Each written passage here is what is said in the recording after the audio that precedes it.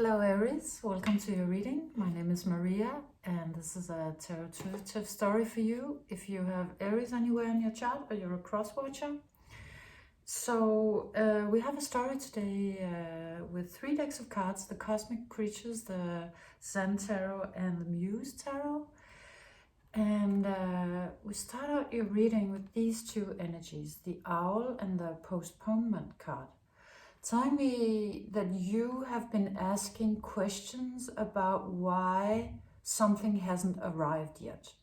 It's sort of a success that you're waiting for, or a fulfillment maybe of a promise, or a feeling that you have something inside of you that has never really seen the light of day yet, something glorious that you always sensed was there and maybe on the verge of coming out, and that could also be sort of a creative project, that you have this creative project that never really took off, and it's almost it's always all the time almost coming out, but then it doesn't. And so I see you sort of trying to maybe either use your sixth sense to try to understand, maybe communing with spirit, or doing sort of spiritual, mystical practices to you could have done a lot of other things. At this point, you might be there where you're doing that to try to figure out how to bring about this gloriousness that you know you have in you. Or you could be, this also sometimes comes out as the dark night of the soul if you're not happy, if you're feeling grief or just going through a period of darkness. That could also be how it's coming out. So the thing that you know that you have inside of you comes out like this, just outrageously beautiful. It's so stunning. I mean, these 2 energies, the High Priestess and the Empress. Of course, this comes out also as divine feminine. You know, whatever your gender is, that this comes out as that. And it's I mean, it's just so high level. It's so beautiful, stunning, new, fresh, expansive, spiritual, creative. And it's either what you know that you can be, or something you know you can create, or both. But it just, you know how this one is sort of, this one is cloaked, she's sort of holding her secrets, and then this one is sort of opening it and showing just a whole galaxy. And it's like you're sort of waiting for that reveal. You're waiting to know that you're here, and then to then be able to do this great reveal. And you, I think, feel like it has been postponed, maybe indefinitely, and you're kind of wondering about that. But here's what Spirit would like to say about it. It would like to say, first of all, that there's nothing has been postponed. There is an incredible amount of movement. You come out with the Sea Turtle, which is a really powerfully fast-moving energy. It's moving in the depth, so in your deep subconscious or your deep emotions, both actually, I would say.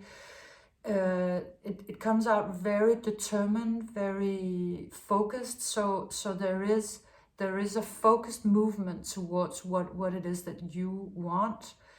You and your subconscious are on the same page. You want the same thing. That's, I would say, is like incredibly good news. And it is on its way. It's going already. It's moving you towards abundance.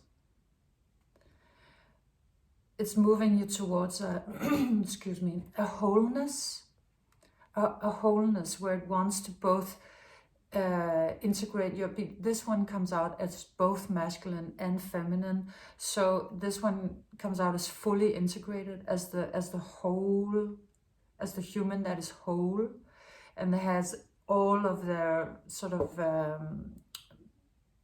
chakras and energies perfectly aligned. And it is what your subconscious is moving you towards, and how it's doing it is that it's doing it through some transformational process, because you come out with the death and transformation card, and then with the Ace of Inspiration. So it's moving you through a transformation directly into a new beginning full of power and pleasure, is how this one comes out. It really comes out as the ability to receive and enjoy, and also incredibly fiery. You know, the Ace of Inspiration is a perfect card for you, Aries. It's sort of like your card, the beginning of everything that has drive and passion and enthusiasm. So that is really on a deeper level what is going on, and that would also explain why you might be going through a dark night of the soul, because we often do when processes of this magnitude are happening in our subconscious. You know, when we're going through death and transformation, there is sort of the cocooning process where just a lot of things in our life can fall away for a little while we're sort of being rebirthed as you are. So the things that have been holding you back, the things that have been needing to be worked through, have to do with, I think, probably your birth family, probably where you came from. You come out with this wolf, which is the lone wolf, but it really came out to me as the black sheep, which I guess is sort of the same, because the lone wolf, of course, has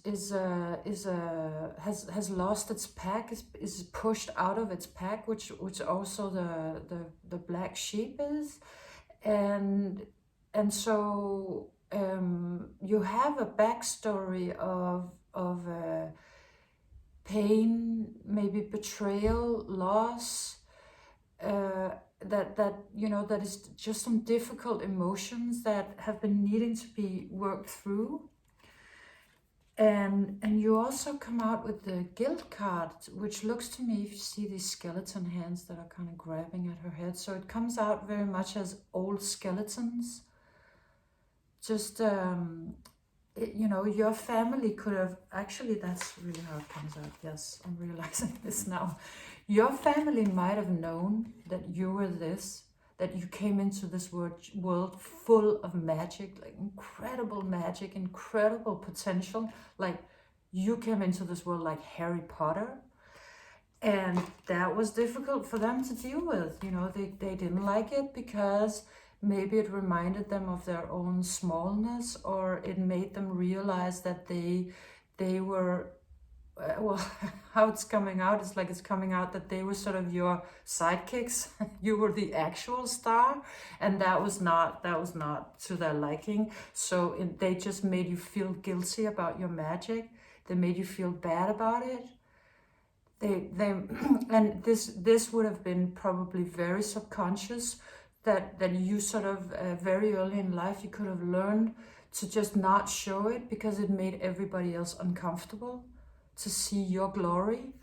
And so you just learned to sort of hold it back. And now, of course, in this phase of your life, Spirit wants you to step back out. You see how this one is sort of like the closing of your mind, sort of the grabbing and the closing, and here's the opening of your mind. So something that was done in an earlier phase is now being undone, and that's the process that's going on. And really, you from where you grew up, from what you were, came into this world to meet your family. You understood that you sort of had to sacrifice yourself. This card, weirdly, because usually it should be a good card, but it, you know, and it's about community, but it comes out as a community where everybody sort of have to chop their own head off, or put it on the chopping block, or just yeah, it comes out as sacrifice, to sort of, I guess you were being asked to sacrifice yourself for the family or the whatever community you were in, to just do as the others, to just, you know, put yourself on the pyre in a way, and not not move into your inherent greatness, not move with your magic. So that's sort of your backstory. Your backstory is that you were your mind, I guess, was closed to your own magic in a way, but of course you remembered, and your body remembered, and something deep into your heart remembered, something deep buried in the back of your head remembered and knew that you were not like the others, and their destiny was not yours. And I think that it's been probably a process for you to rediscover or unearth your magic and the magnitude of it, because in a way, you know, you also had to sort of acknowledge the fact that you were maybe just so much more expensive than the ones you grew up with, and that you can't really take them with you if you wanted to. Even if you wanted to, you can't. So I'm assuming a lot of grief would have followed, you know, growing up in circumstances like this where you were not celebrated. You, on the contrary, you were being asked to not be you and to be like everybody else, even though very clearly you're not. So that sort of spun a very intricate web around you of very complicated, probably both thoughts and beliefs and emotions. I just see you sort of spun into a web of I guess lies, but it was not necessarily lies that, well, it could have been, but I don't know that necessarily those around you knew that they were lies, because if they were lying to themselves, then they were just telling you what they believed themselves in a way. But I just see you sort of spun into a lot of, and that would also come out as a guilt complex, just incredibly complex, and parts of it where it's guilt towards the others over your greatness, and then guilt towards yourself over not completely fulfilling your potential, and, you know, guilt if you try to be you, and guilt if you don't, and just really a complete double bind, and probably that's been sort of it's been holding you in a pattern that's been really difficult to sort out, and to sort of pull out all of the threads. But I see that you've been doing that work. You've been trying to sort out all of the threads, even though it must have been a daunting task. But of course, being Aries, you have stamina. so however long this has been taking, you've been doing it. You could have it could have just been through contemplation. You could have gone to therapy. You could have had a spiritual journey. Either way, you've been trying to sort of find your way out of that very complicated web that was spun around you. And that would, but then now it's coming out as though, in a way, the fact that all of this web was spun around you was really what made you into the cocoon that this moth could then step out of. So even though, of course, nobody would want that kind of experience, or would want to feel, to have a family that sort of doesn't accept you for what you are and doesn't want you to shine, it is on a spiritual level that they were doing what needed to be done for you to sort of really ascend in a way. It's sort of it's like that potential, you might have felt like that potential would have come out either way. But really, these cards are saying, no, that's not really how life works. You know, when you're born into this life with a really big gift, you will be, and it is actually like Harry Potter, right? You'll just experience a lot of sort of hardship and resistance, because you have to push through that resistance in order for that magic to really shine, manifest, just become manifest in the world, become real. And it also has to do with, it's sort of like spirit wanting to make sure that when you have this much magic, you're gonna use it with integrity in the world. In a way, it's that. So what has been happening to you was meant to happen, and it's also meant to change at some point. And I think this has been happening. The wheel has turned, or it is just in the last throes of turning, like big change, like life change, paradigm change. So like this energy comes in, and it's like, before it, your life was one thing. After it, you're reborn into a completely new life, where very obviously this is gonna become manifest, where you're gonna finally push out that thing you always knew you had in you, or become that greatness that you know you are, or reach that success, because the wheel has been turning. You're ready, and it was a process that needed to be like that. It's a sort of a spiritual, mythical journey you had to go on. So what's happening here now, after the wheel has been turning, is that the Two of Inspiration came out very deliberately in the reverse, asking you to not plan, or well, actually more precisely, it's I'm trying to figure out how to, it's really simple, but I just don't know how to say it. Well, it's saying, don't look for this, because if you have your eye on on the big prize, if you have your eye on the sort of the pie in the sky, you'll sort of you'll lose your way.